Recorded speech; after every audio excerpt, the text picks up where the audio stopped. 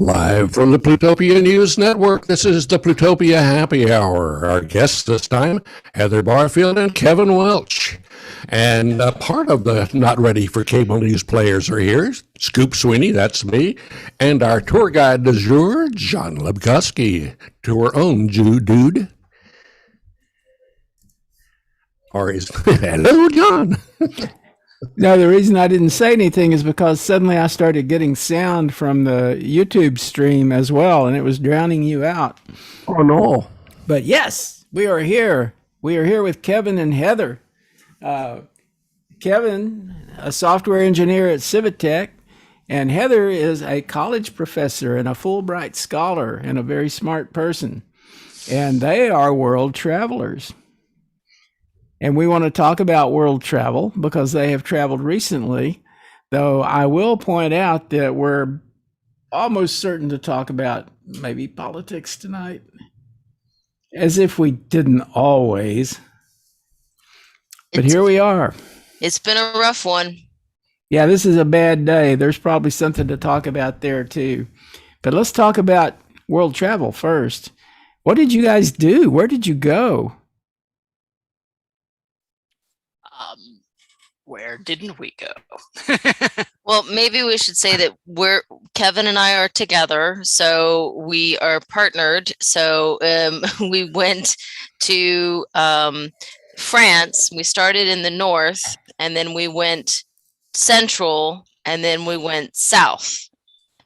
And so maybe Kevin can talk a little bit about what happened when we went north, because there's a lot of history in the northern place, and that's sort of Kevin's wheelhouse is history.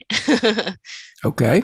Yeah, sure. The beginning, our trip basically was to France for all of July, which that month is, I guess, a little significant in that it corresponds almost exactly with the month where it seemed like everything was okay before Delta surged. We literally started getting news of it happening as we were about to come back. So we got very lucky where we planned our trip right in the little window there where things were sort of sane.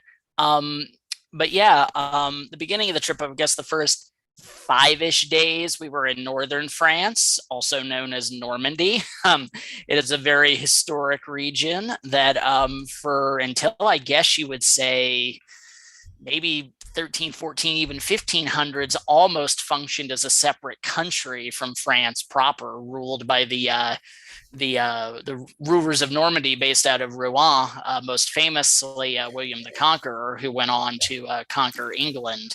Weren't the guys at Normandy, weren't they all called Norman? Normans, yes, or short for Norsemen, because they're literally the descendants of Viking invaders who invaded northern France in the 8th and 9th centuries. We went to Normandy, saw a lot of histories happen there, and we saw a few of the big sites. We were kind of based out of Bayeux, which is a town in west central Normandy, most famous for the Bayeux Tapestry, which the noise in the background, most famous for the Bayeux Tapestry, which basically is a 200-foot long tapestry that tells the story of the Norman conquest in a very modern, almost newspaper comic strip such style. It has 53 different scenes or something about that many, telling the story of the Norman conquest and all the major figures in it. It was woven just shortly after the actual events, and while we don't know for sure who wove it, we actually believe it was created by women, though we don't know for sure the names of the women who created it.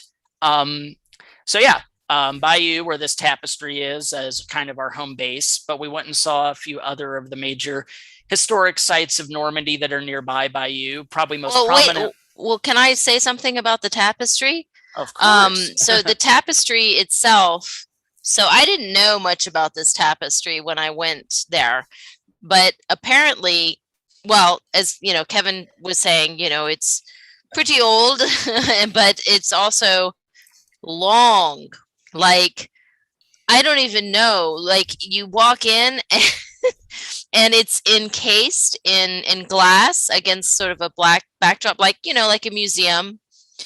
But it goes on and on and on, and you're like snaking around just like that. Yes, just like that. But it goes like you think that you're done, and you're not done. You're not done. And there are little details in the tapestry, like you see the horses there, but there's also like even arrows, like tiny arrows stitched, sewn. So when we think if women did actually create this, I mean, I was thinking so much about just the labor it takes to do this. And again, like so many things, women's work holding the threads of history together in many ways.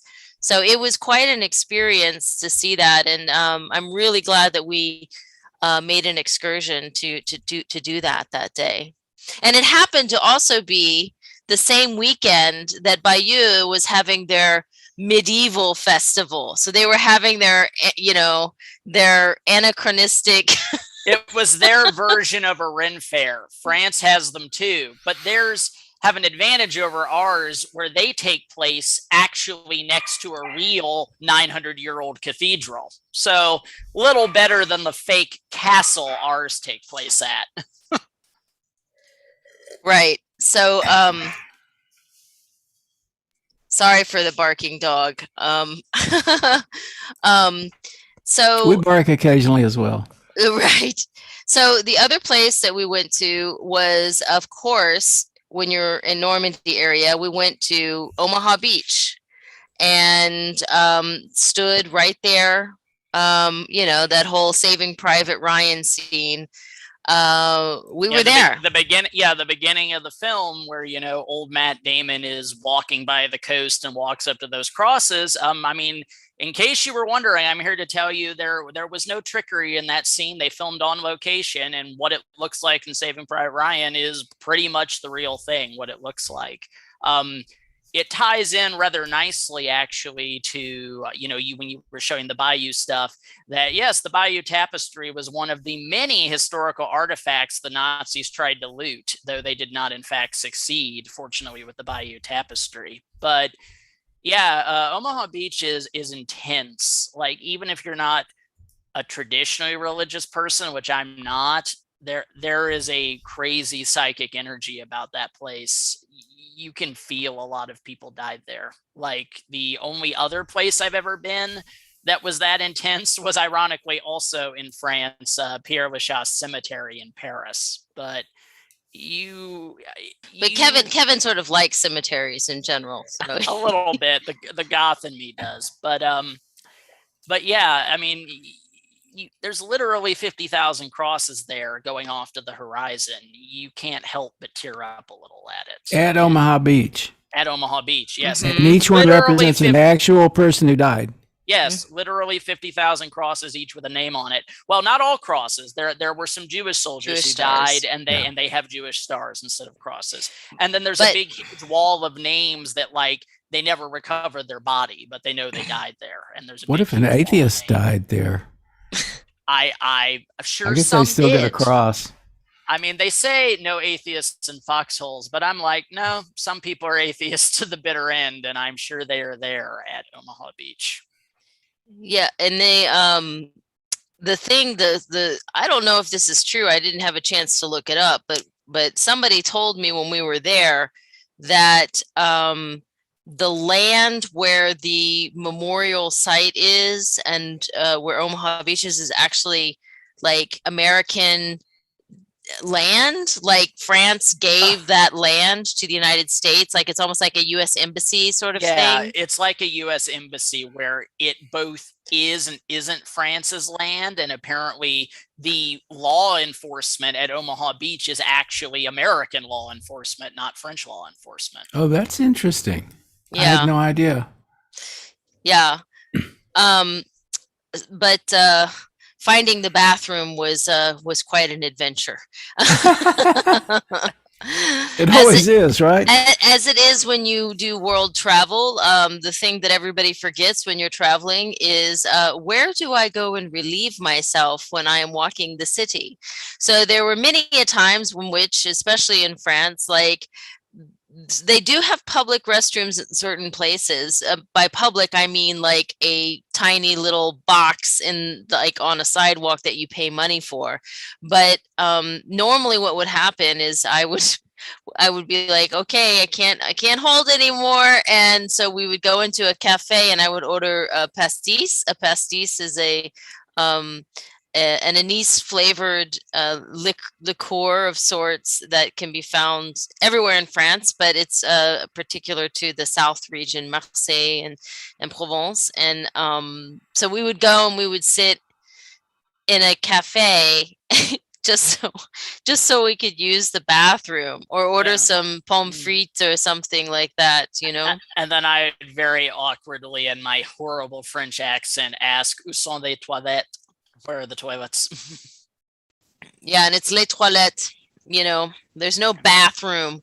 You say bathroom to a French person, like, what? What is that? So the closest equivalent is salle de bain, but you only say that if there's an actual shower in the room.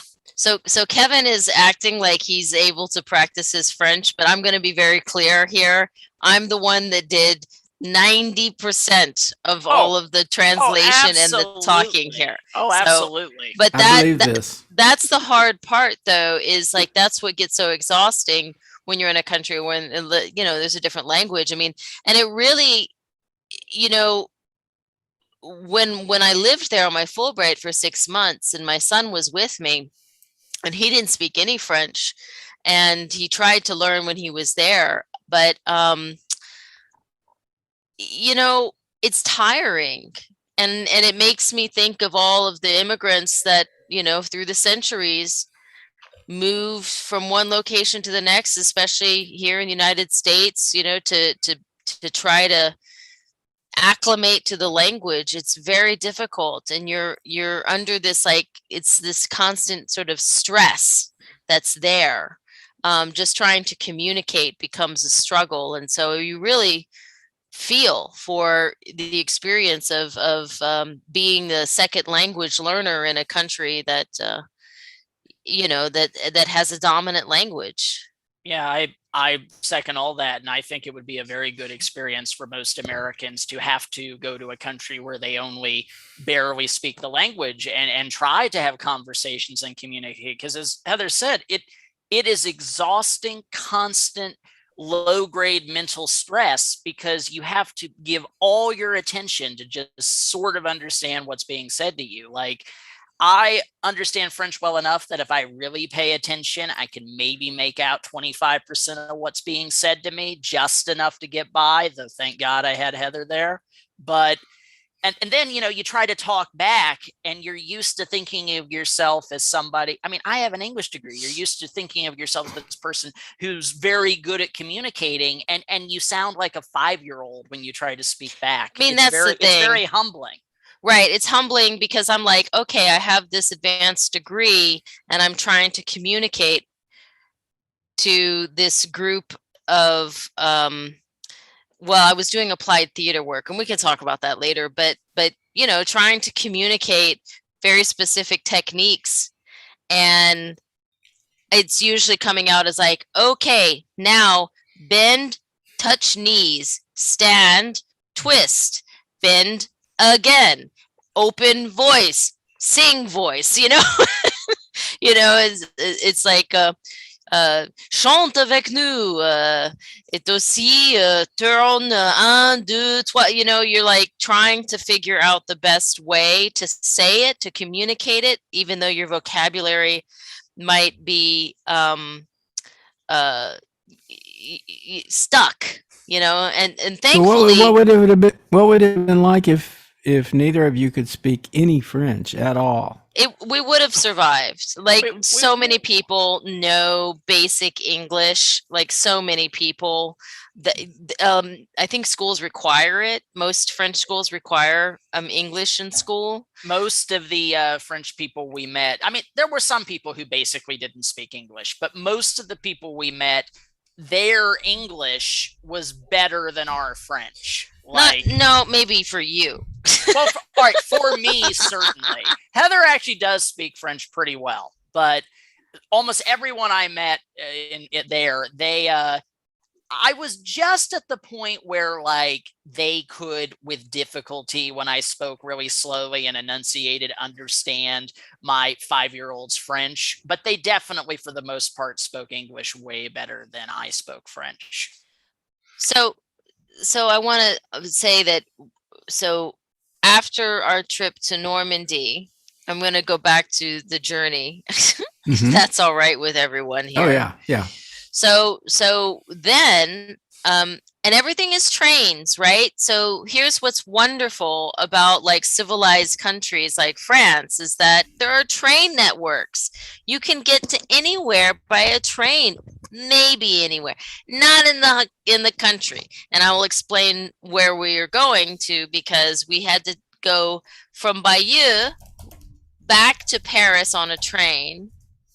And the train is called CNCF, so that's SNCF, and it's also, and then the Ouigo is helps run the fast train, like the bullet train. Yeah, the bullet train is the TGV. Right, the TGV. And so anyway, but just the regular regional trains run by the CNCF, also the same network that's constantly on strike, and you never know whether or not you're going to be stranded, because the French love les manifestations. They love to strike. Or as they call it, the grave. Literally, the grievance is going on strike. Yeah. So anyway, so we took the train from Bayeux to Paris, and then from Paris, and we didn't spend a lot of time in Paris this time, but because we spent like 2 weeks there when we were there in 2019. But so then from Paris we went to where did we go? What was the train station that we went to? We took the train to Sens. To Sens. S-E-N-S, Sens. Which is a little to the west of another town in the Champagne region called Troyes. You mean Troyes? T-R-O-Y-E-S. Yeah, Troyes. I think that we're pronouncing it incorrectly. Yeah, Sens is right, but I think we're saying the other one wrong. So anyway, so from there, then you get into a little car. And I say little cars because you have to have a little car. The streets are so little. And when you live in Texas and you're around these giant Ford F-150s and all these big things, like they could not do anything in these regions. Like, and in fact, I heard once from a tour guide that if you have any like carbon footprint kind of car, you actually pay more taxes on the vehicle if you have a gas guzzler large vehicle. But that's a different thing. Oh, so, and quick aside, one thing that might be a little weird to Americans is every freeway in France is tolled. None of them are free. You pay money to go on the freeway. On the freeway, but there's lots of regional roads that are windy and curvy, and you know, if you're not careful, you might get a little sick. So yes, do they have that?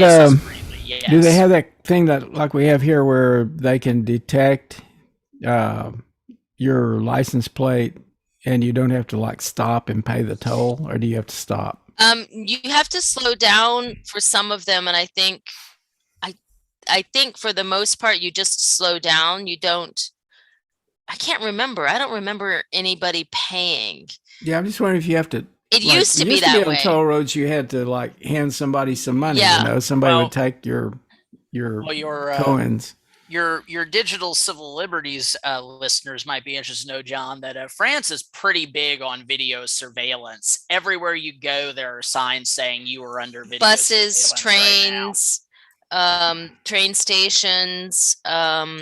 It's a response. It's a response to the major terrorist attacks they've had in the last decade, like the Bataclan shooting in Paris. Yeah, all major tourist sites. There's tons of cameras everywhere. Well, I mean, that's fairly common elsewhere too, right? England does the same thing. Yeah, USA has a lot of cameras. We do, but it's more prominent than the USA. Like they very much advertise you are under video surveillance all times in most major cities in France.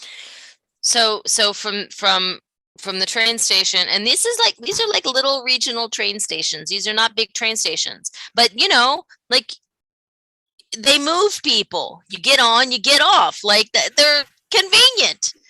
So I'm not saying that they're the most clean things, but they're not bad.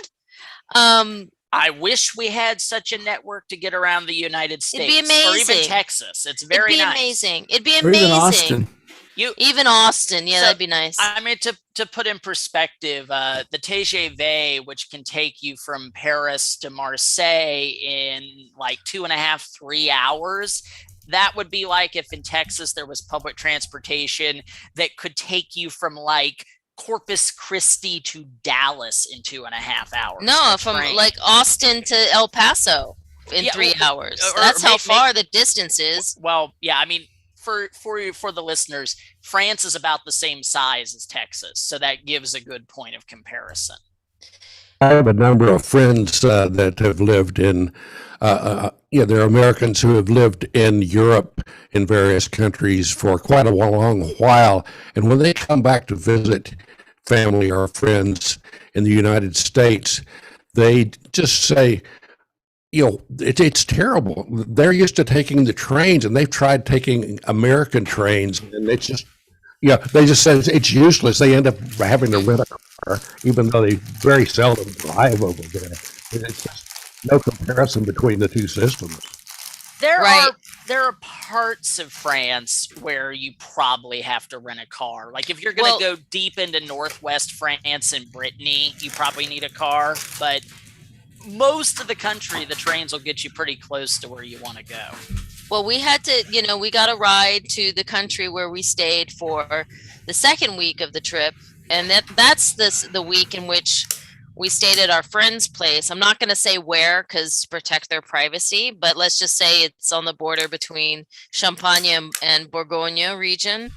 So beautiful wheat fields and sunflower fields, and everything was like right before the harvest, so it was gorgeous, rolling hills and dense forests in some places too, and not just dense forests, but yet another way that France is very different from Texas. They really believe in the public's fundamental right to access natural areas. So unlike Texas, where everything outside the big cities is these private, enormous ranches that you'd be trespassing to go on to, these enormous, endless forests in the middle of nowhere in France, anyone can walk in them. There's public paths. They belong to the public.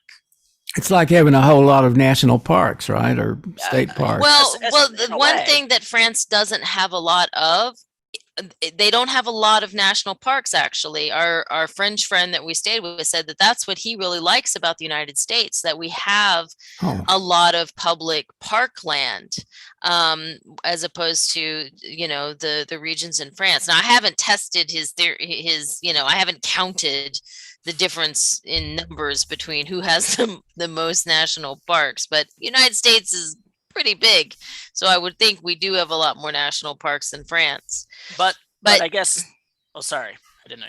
I was going to say that we so we were in this beautiful region, and we stayed in the quintessential French country home at our friends, and his dad is also an electronic music and sound nerd, and in his used to be an old livestock hay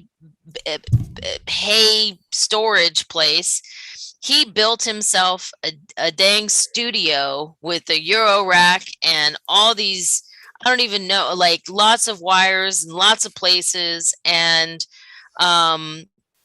we, for 5 nights, I believe, we're playing our live electronic improvisational music with also the organist from the Saint Eustache Church in Paris.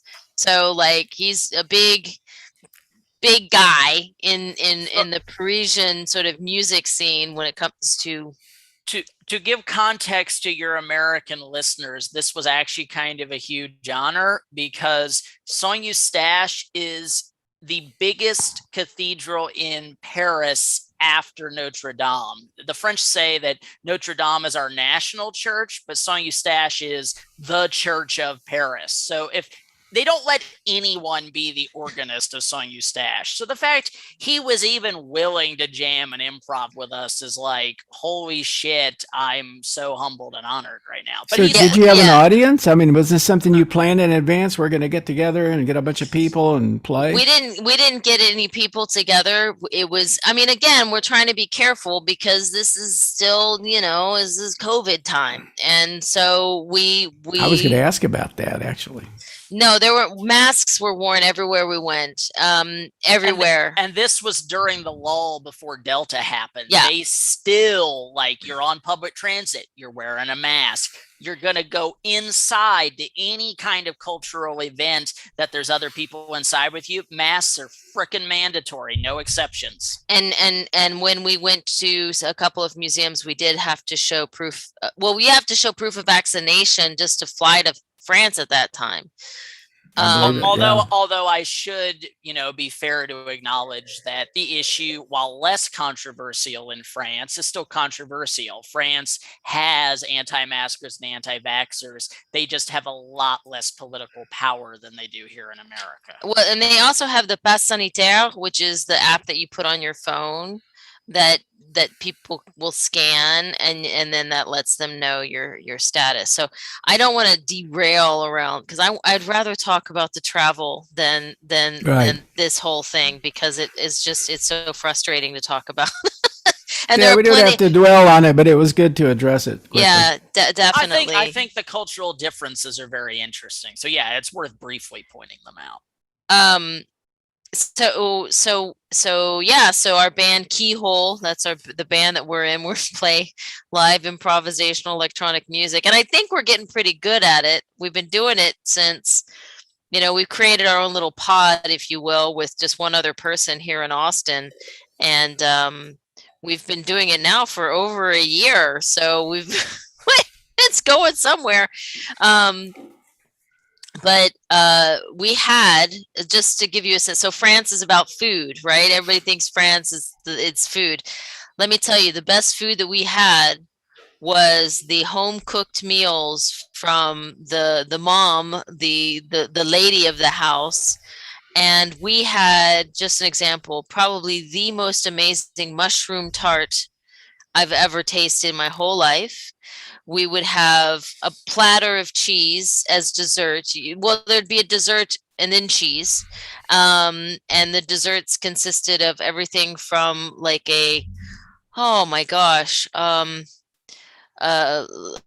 a kind of a fruit crumble sort of thing, all from the region. The bread that we ate was literally grown. The wheat was grown 5 miles down the street from where we were staying. The bon farine.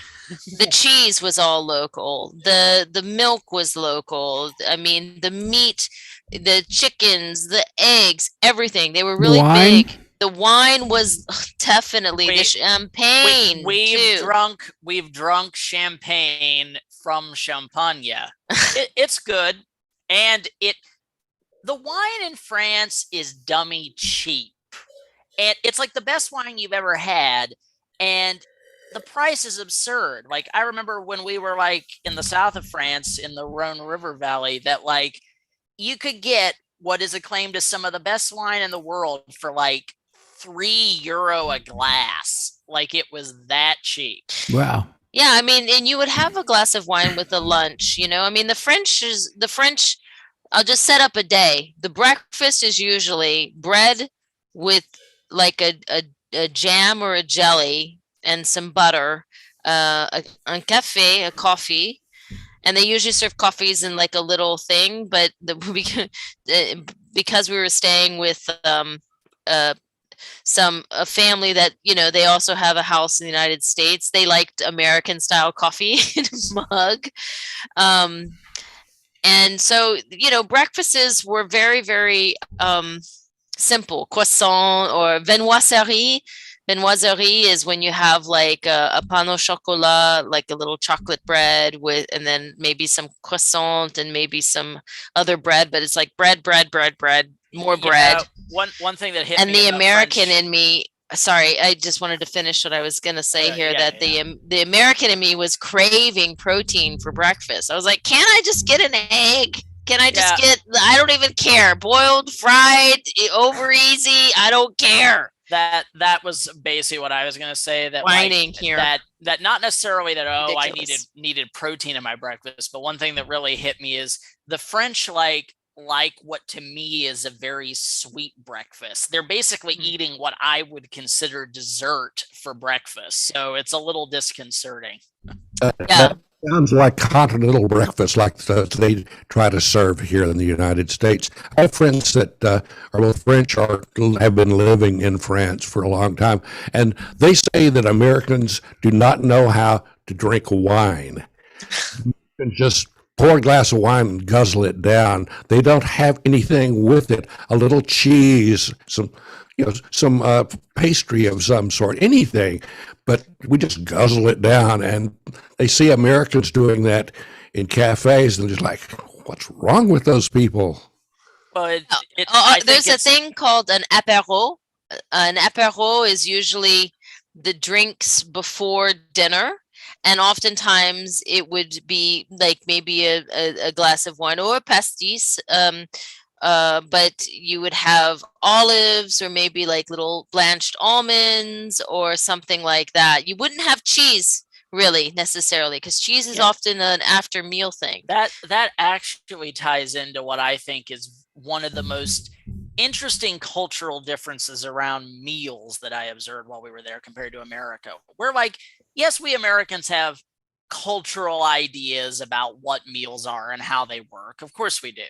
But the French have very rigid rituals around how their meals work, to the point that actually they get vaguely weirded out if you violate these rituals. And to this point, like the French, like they are way bigger on like the courses of meals. Like, it's pretty standard. Almost every restaurant's going to offer you some kind of prefix, which is like, what we would call an appetizer, but what they call an entree, and then what we would call an entree and what they call a plat, and then a dessert. Like a 3-course meal, almost every restaurant is going to give that to you. And similarly, like there's a cheese course, which, can be with dessert or replace dessert.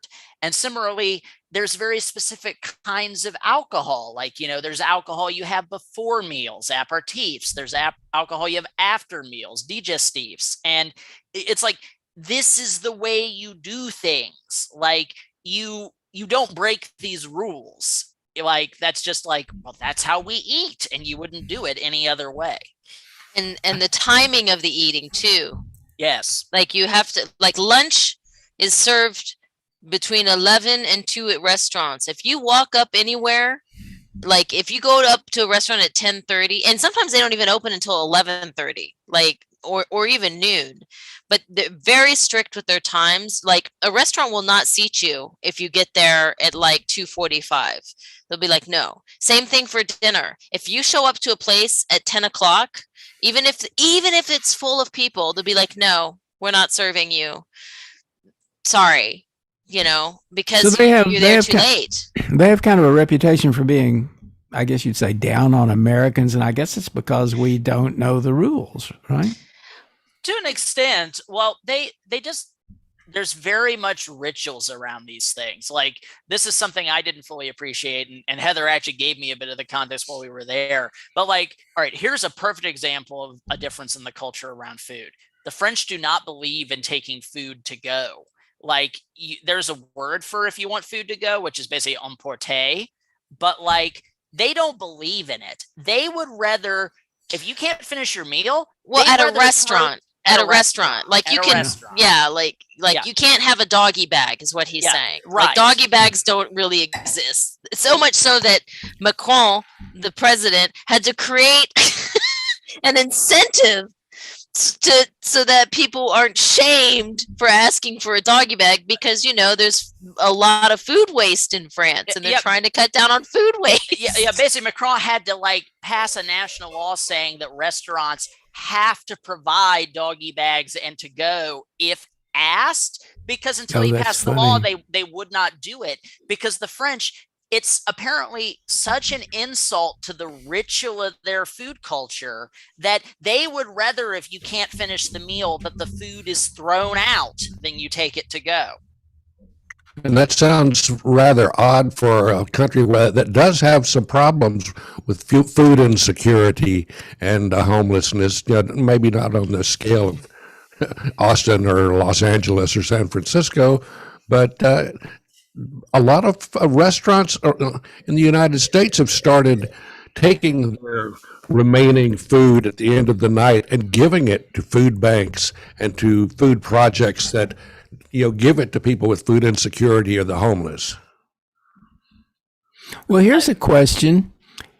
In the U.S., typically, I mean, my experience has been that I'll go to a restaurant, and the reason that I may ask for a doggy bag is because they've given me so much food I can't eat it all. Is that the case in France? No. Do they give you so much food? In general, they give you the perfect portion, unless you get like pizza or like a big pasta dish. But even with pasta, like the portions, usually we'd walk out of a restaurant having eaten everything off of our plates, because it's just the right amount of if you have a meat, it's just the right amount of meat. It's just the right amount of salad or vegetable, but the presentation is everything. But to Heather's point, yeah, sorry. The presentation is everything. Like how the food sits on your plate is important, and also, of course, the etiquette of eating. You eat with a knife and fork. I don't care who you are. You're gonna eat with a knife and fork. I mean, maybe you can eat with your hands for a very few meals, but it's a slow eating process. You don't scarf it down. Ooh, they wouldn't like Ethiopians, would they? Well, first of all, we're talking about France is a very diverse country, okay? Yeah, so what we're describing is, of course, French, mostly white, middle class, probably close to Marie Le Pen's version fantasy of what France is supposed to be, right? Whereas opposed to Marseille, which if we ever get to talking about Marseille, that's my favorite city in France, my favorite large city, because it is so international, and where you can go to an Ethiopian restaurant and you can go to a Libyan restaurant, a Syrian restaurant, a Lebanese restaurant. And you have the most amazing tagine. They have tacos, though. That's what we need to know. Nope. No. They have a few. There's only a couple what you would call Mexican food restaurants, and they're not the real thing at all. So I'd like to just finish the journey really quick. I just wanted to say one quick aside to what you were saying. It's obviously very different when you're in very remote rural parts of France, which we were in somewhat. But I'll say that, if you're in like a major international city like Paris or Marseille, I will say that this might be a little weird to certain Americans' conceptions of France, but there are an enormous number of African people, like enormous. I saw way more Black people there than I do in Austin, like so many, because the former French West African colonies has caused immense cross-cultural pollination. And Muslim, there's a lot of head coverings. In fact, when I was working with the various communities doing applied theater work, it's, oh my gosh, the countries represented: Cote d'Ivoire, Madagascar, Chad, Tunisia, Algeria, Niger, I'm not even naming all of them, but it is so eclectic. And the problem, of course, politically, is that right now the tension, as it is in the United States, is that there's xenophobia happening, and that's why you've got people like Le Pen who's spouting basically their version of France first. When we were in rural, middle of nowhere countryside France, you saw her posters, much like you see Trump flags in rural Texas, and the branding and messaging is very similar. Is she getting much traction? Not as much as Trump, no. But we should keep an eye out. We should pay attention to what's going on. Well, I mean, it's happening across the globe. It's happening across the globe. My understanding, for those who are very concerned about this nativist bent in all the world's democracies, is that according to some locals I talked to, apparently Le Pen's party, National Front, in their most recent election, just even though they'd been doing fairly well in the elections right before that, in the most recent election, apparently National Front got completely blown out and won almost no seats. So for those worried about this nativist bent, France is resisting it better than most places. So that's good to hear. You're all for it until you have to live with it, and then you may be losing a lot of fans of that kind of politics. Right. Well, the kind of globalist thing and multiculturalism, the evolution and ascendance of that, it's just freaking these people out. It's like suddenly they realize that their tribe is going to have to live with other tribes, and they don't necessarily want to do that. And they don't necessarily want to share. We all learned that it was polite to share, but some people missed that particular lesson. And I mean, it reminds me of a friend of mine from college actually put it this way pretty recently, where he was like, I think way too many countries emphasize right to remain and not enough the inherent fundamental human right of migration, that we all, if you trace our ancestry back far enough, migrated from somewhere. Like, I mean, I'm literally in this country because it took my ancestors in when the Irish potato famine struck. Well, sure, even the Native Americans came here from some other place, most likely. Everyone came from some other place if you trace it far enough back. Like, Africa. Yeah. I mean, you look at these people who are like, oh, well, I'm, British or I'm French. And it's like, you trace it far enough back, nobody's anything. You go back far enough, the Irish aren't from Ireland. They're actually from Spain, from the Iberian Peninsula. They went to Ireland in about 1500 BC, according to genetic research. And those folks were from Africa, if you go back far enough. Everybody's from there if you go far enough. Yeah, they're all from Africa because that's where the aliens planted the spores. No, John, we're from the Middle East because that's where the Anunnaki came down. And okay, conspiracy YouTube. Wait, where did Xenu show up?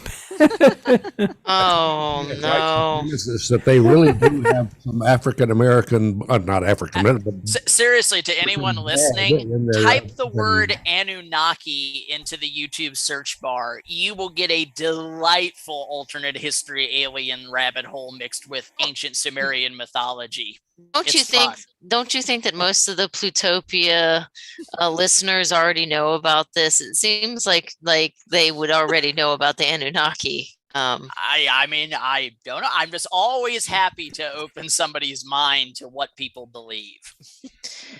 Well, anyway, so is this what we're talking about? The Anunnaki? Yes. A lot of ancient alien conspiracy theories. Babylonian. Yes. And the giant gods. Yeah, well, anybody who has read the works, anybody who's read the works of the famous scientist Eric von Däniken, would know. Yeah. Because, look, if it wasn't for him, we wouldn't have had that delightful In Search Of with Leonard Nimoy. So let's give him some credit. So we went to the South Yes. after that. By the way, we also had wonderful, gracious hosts.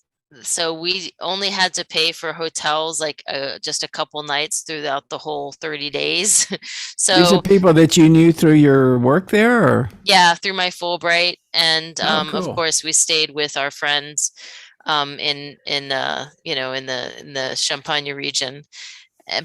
But and they live in Austin. So And I Or do mean, they they have live in Austin. They have an Austin home and they have their French home. Oh, that sounds like a good idea. Let's do that. Yes. no, Yes. they've got a very nice setup. And I guess I'll just say, this is a general statement about every French person we stayed with, and just, I want to, based on my own personal experience, dispel a bit of a stereotype I think some Americans have. The French were so kind, so hospitable, so wanted to share their country and culture. And they were so kind at my attempts to try to speak French to them, like they really appreciated it. My French was awful, but they were kind and encouraging. So, I didn't find the stereotypes a lot of Americans have about the French to be true. Well, it could be that the people who had those stereotypes about the French are people who pissed the French off and got that kind of reaction, Well, as I said, the French, they have their own cultural norms. And they'll tell you if they think what you did was rude. They'll tell you. So I really want to talk about being in the South because that's, as my picture behind me is of the lavender fields in Valensole. And that was the one thing in July. Like I really, really, really am sort of obsessed with lavender. And when we went to Provence area, we got a tour guide actually because it was very convenient. And he just drove us through fields and fields and fields, miles of lavender fields and sunflower fields, but mostly lavender. And for as far as the eye can see. Yeah, it was incredible. And like bees are going everywhere. I mean, I was really not able to talk because I was so blown away and just taking picture after picture. Unfortunately, we went on a day in which it was cloudy, so I didn't get that amazing shot that I wanted to get that one day, and that was the only day that we could really do it. But I was really, really happy to go to the lavender fields in Valensole and some of the other regions there. The other thing that we did that I thought was really super cool so Kevin really wanted to go to Saint Tropez and Nice and all of the sort of the French Riviera. Until I realized how far away it was from where we were staying. I mean, like I said, you can take the train everywhere, but it's still kind of a journey. Like just, it's a process. It takes a while. So I was like, let's do something different. They just reopened up this new train line and it's just a regular commuter train, right? Just a regular regional train. But it goes along the Côte Bleue. And the Côte Bleue is a region that is very local. Like the locals go to the beaches there. And this is in the south. Yeah, unlike going to Marseille, which is the French Riviera, unlike Côte d'Azur. So we go to Marseille. And we're staying in Aix-en-Provence, which is a very bourgeois city where Aix-Marseille Université, there's a big old campus there, and it's a very bougie city. But it was also the escape area. It was also the escape area for the bourgeoisie during the French Revolution. But you go south to sorry about the barker, but you go south from Aix-en-Provence, about 40 minutes, you're in Marseille, one of the second largest city in France. And I love Marseille so much. But from Marseille, you take this regional train and it goes along the coast. So it's heading west on the coast. And it's one of these trains that you look down and the cliffs to the water are right there. Those are called the calanques. So you know how Lake Travis has those cliffs, all those cliffs on the lake area. So imagine that, but blue water. And it just goes on and on and on. And like tiny little port, little port enclaves, little coves with boats, little fishing boats, all in these tiny little villages along the Côte Bleue. And so we got off at a location and went to like this little beach called Plage de Verdon, which had like restaurants on the beach. And one of the specialty foods in that region is soupillon, which is a kind of octopus. So, and lots of good fish. So I really wanted to tell people that, if you want a cheaper version of, and I almost don't want to tell people, but if you want a cheaper version of French beaches, go to the Côte Bleue. And there's all these little village towns on the coast that you can go to. Yeah, the Côte Bleue, just west of Marseille and the Mediterranean cliffs. It's absolutely delightful. And also, I will say, to anyone who has never swum in the Mediterranean, at least in the Calanques and these little inlet, almost like fjord-like inlets of water, it is cold. Like shockingly cold water. Like, I think it was just the season, though. I think it was just like, but it was summer. I don't know, but I will say that, like, at least when we swam, it like to Austinites listening, it was like 10 degrees colder than Barton Springs water. Like, it was almost painfully cold. It was so cold. Yeah, I mean, image of Côte Bleue. Well, and that's actually. If you look at oh gosh, there's all these little towns. It's in the Martigues region, which is where the Marseille airport is located, close to that. But Martigues is called the Venice of Côte Bleue. If I had to choose, like, I loved being in Normandy area. I really liked the rainy coolness of Normandy in the summer. And then when you go to the south, there's no air conditioning and it is hot. It is warm, warm, warm.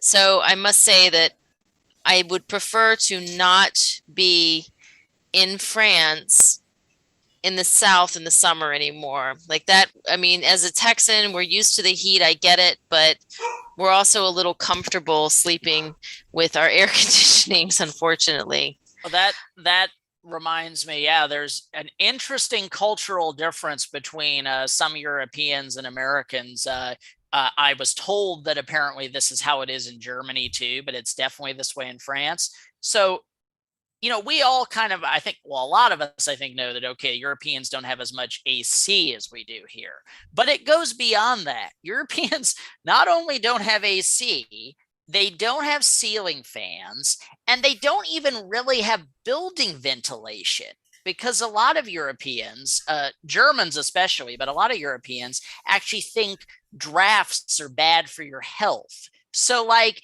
it's not just there's no AC, there's just no relief from the heat.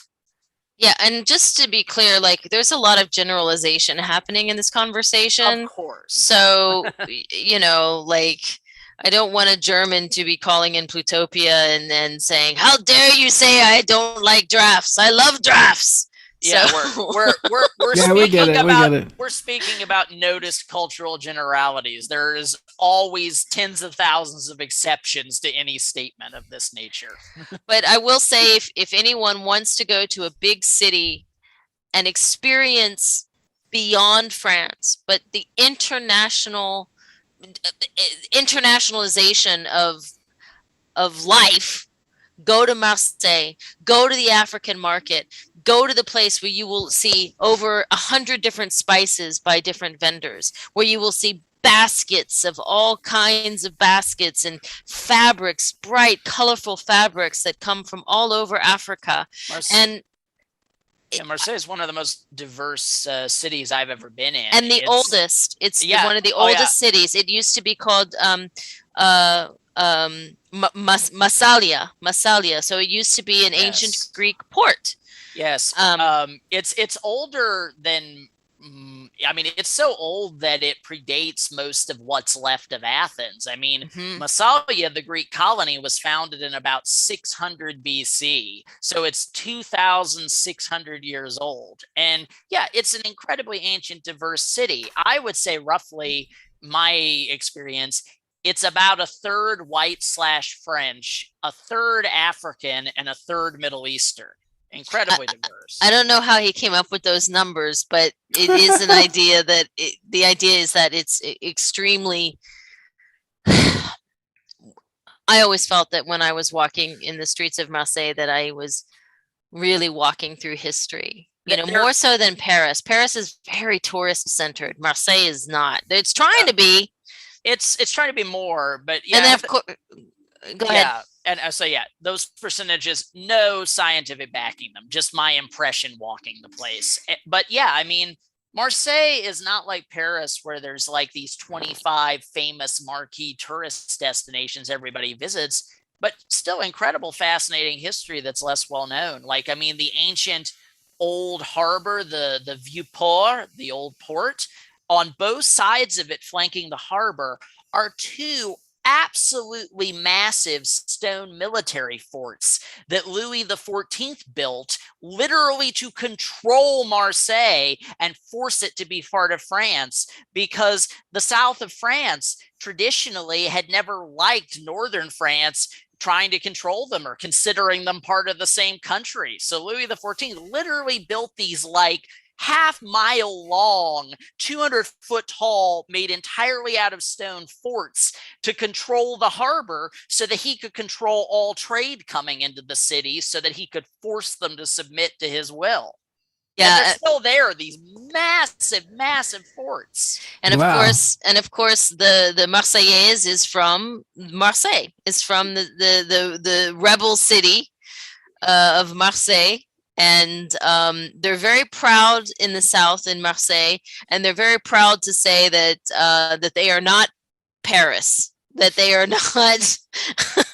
Well, there's a rivalry with the football matches or soccer matches between Marseille and Paris are usually deadly. I was going to say that everywhere in France that isn't Paris has a little bit of those Parisians attitude. But yeah, so I mean, we went, like I said, north to central to south, and we kind of did it almost like a little maybe like a little bit of an L shape in the journey. But I definitely think, at least for Kevin, he got a